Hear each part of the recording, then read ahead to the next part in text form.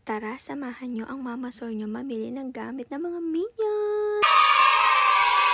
So, ayun na nga, papunta tayo ng mall para ibili sila ng mga gamit at wish ko lang hindi ako ma-stress sa loob ng mall.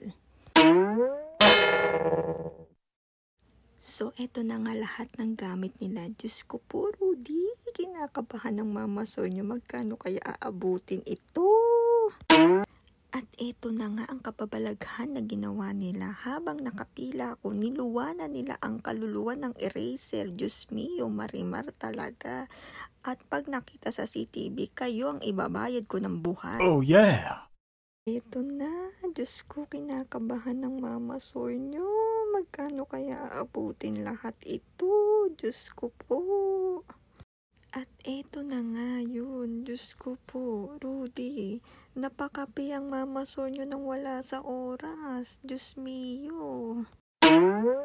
At ayan, napaupo ang Mama Soy nyo ng kahit konti man lang para huminga sa gastos ng mga minions.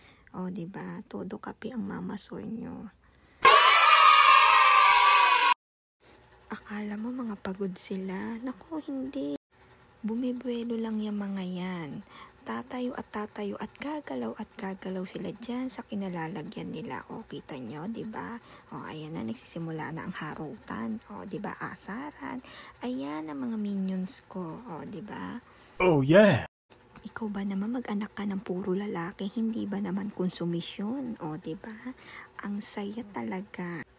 At sa wakas, nakapagkapi na ang Mama Soy nyo at nakahinga na sa mga gastusin sa mga minions, oras na para umuwi. At yes! Salamat Lord God sa lahat ng blessing ng araw nito.